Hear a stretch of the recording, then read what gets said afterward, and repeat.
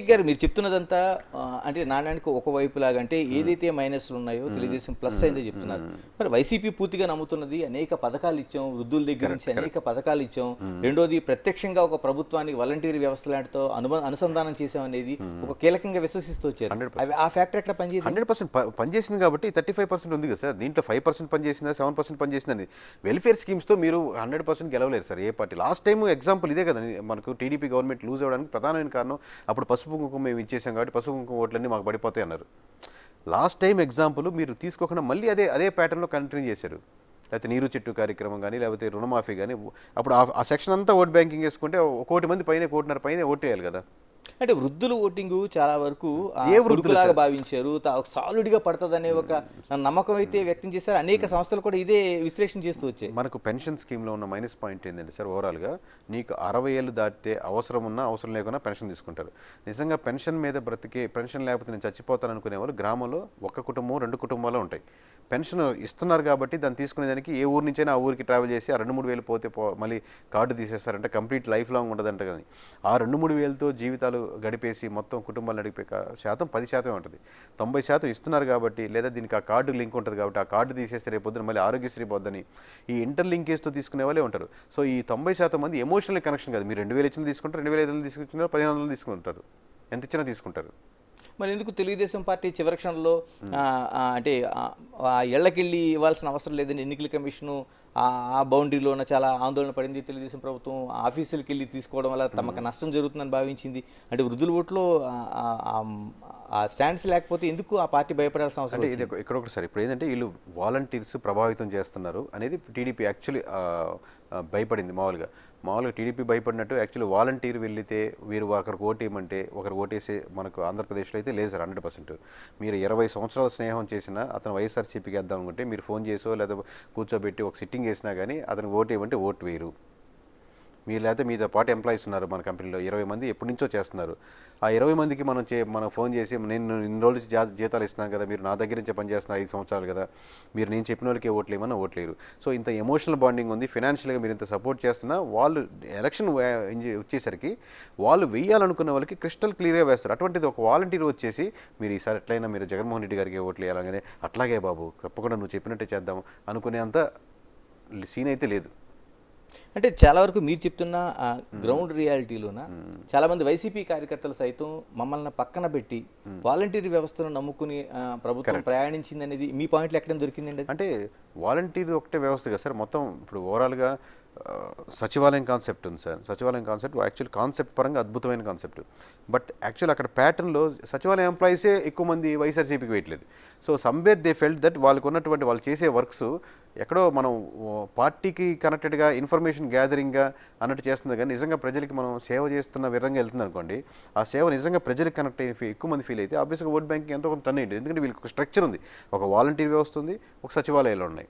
నిజంగా ఆ కాన్సెప్ట్తో కరెక్ట్గా వర్క్ అయ్యి మంచిగా స్కూల్స్, హాస్పిటల్స్, మండల లెవెల్ అన్ని డెవలప్ చేసి ఇప్పుడు ఎవరు వైఎస్ఆర్సీపీ వచ్చాక ప్రైవేట్ స్కూల్స్కి వెళ్ళట్లేదండి, అందరు గవర్నమెంట్ స్కూల్స్కి వెళ్తున్నారంటే మీరు దాన్ని అడ్వర్టైజ్ చేసుకోవాల్సిన అవసరం లేదు.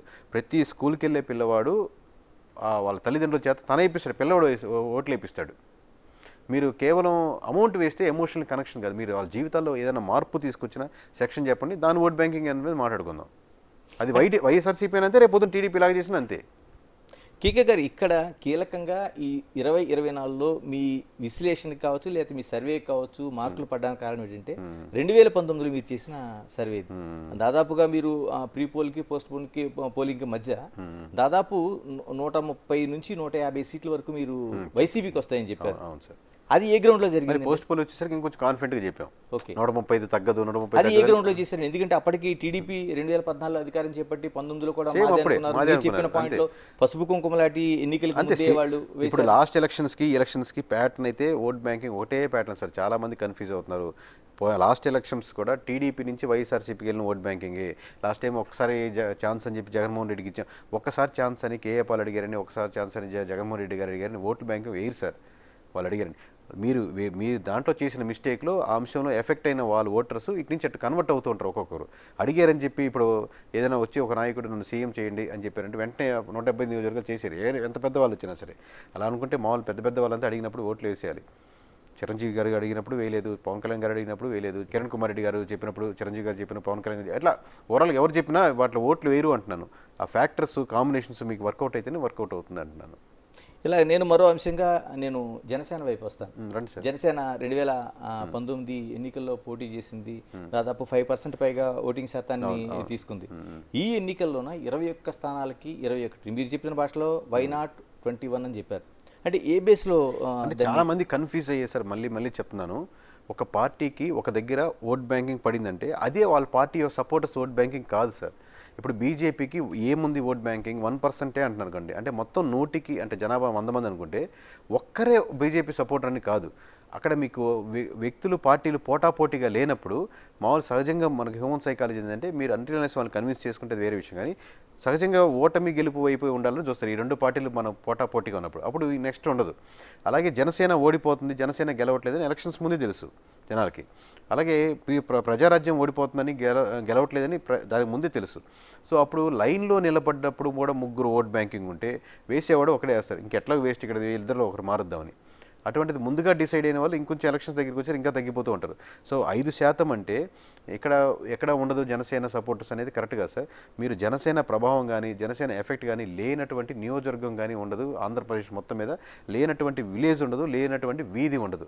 ఈ వీధులు విలేజ్లు నియోజకవర్గాలు ఎందుకు చెప్తున్నానంటే ఒక దగ్గర కమ్యూనిటీ పరంగా సపోర్ట్ ఉండొచ్చు, ఒక దగ్గర పవన్ కళ్యాణ్ వ్యక్తిగతంగా ఇష్టపడే వాళ్ళు ఉంటారు, ఒక దగ్గర సానుభూతి పడవచ్చు. ఇన్ని 10 సంవత్సరాల నుంచి కష్టపడుతున్నాడు, నేను వైఎస్ఆర్సీపీకి వేస్తున్నాను కానీ అక్కడ పవన్ కళ్యాణ్ పిఠాపురంలో మటు గెలవాలని కోరుకునే ఒక భావనగా హైలో తీసుకెళ్లొచ్చు.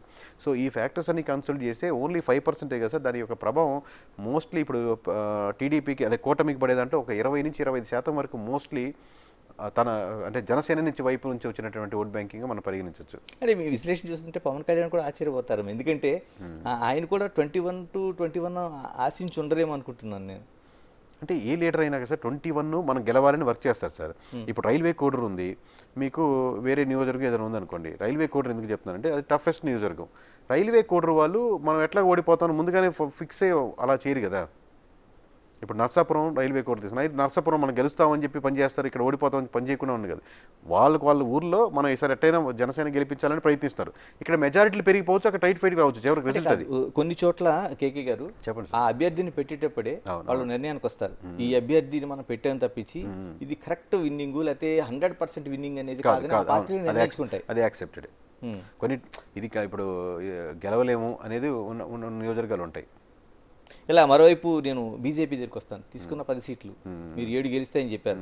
నేను మళ్ళీ కొంచెం వెనక్కి 2019 ఎన్నికలకు వెళ్తే వాళ్ళ రాష్ట్ర అధ్యక్షులు సైతం ఓటమి చెందిన పరిస్థితి ఉంది. ఈసారి సింగిల్గా పోటీ చేసినప్పుడు నేను చెప్తున్నాను. ఇప్పుడు కూటమిగా ఉన్నప్పుడు ఆ బలం ఎలా పెరిగిందంటే ఏమన్నా మోదీ ప్రభావం అప్పుడు ఉంది ఇప్పుడు ఉందని అనుకోవచ్చు. కూటమి కలిసినప్పుడు అని మీరే క్వశ్చన్లోనే ఆన్సర్ ఉంది కదా సార్.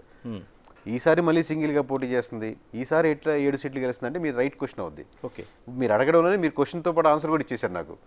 ఈసారి కూటమి కట్టి పోటీ చేస్తున్నప్పుడు ఆబ్వియస్గా మొత్తం పడే ఓట్ బ్యాంకింగ్ కాదు కదా సార్. ఓవరాల్గా ఇప్పుడు నర్సాపురం పార్లమెంట్ సీట్ ఉంది సార్, అభ్యర్థిని ప్రకటించినప్పుడు నర్ర మానవుడు కూడా ఇక్కడ బీజేపీ గెలుస్తుందని ఘంటాపదంగా చెప్పినోడు కనపడలే మాకు నర్సాపురం మొత్తం మీద, పార్లమెంట్ మొత్తం మీద. మీకు అదే 4 రోజుల తర్వాత ఎలక్షన్ దగ్గరికి వచ్చేసరికి ఏమయ్యా 1,00,000 మెజారిటీ తగ్గుద్దంటే నమ్మేవాడు పార్లమెంట్లో కనపడలేదు. నర్సాపురం పార్లమెంట్ వరకు చెప్తున్నాను ఫర్ ఎగ్జాంపుల్. అంటే అక్కడ పోటీ చేసిన బీజేపీ, ఎందుకంటే మీకు ఎవరు వచ్చేసారు మళ్ళీ బీజేపీ వాళ్ళు మొత్తం ఇక్కడ నార్త్ ఇండియా నుంచి గుజరాత్ నుంచి ఇక్కడ వచ్చి వర్క్ చేసి మొత్తం కాదు కదా. ఇక్కడ ఆబ్వియస్గా కూటమి గెలుపొందాలి గెలిపించుకోవాలన్న కాంబినేషను రోజు రోజుకి పెరుగుతున్నప్పుడు ఆ ఎలక్షన్స్ వచ్చేసరికి అది తీవ్రత వెళ్ళింది. చివరికి ఫైనల్గా లాస్ట్ 5 రోజుల్లో 10 రోజుల్లో ఇంకొంచెం పెరిగిపోయింది. కేకే గారు ఇప్పుడు 3 పార్టీల బాండింగ్ కోసం మీరు మాట్లాడారు, అంటే తెలుగుదేశం, జనసేన, బీజేపీ.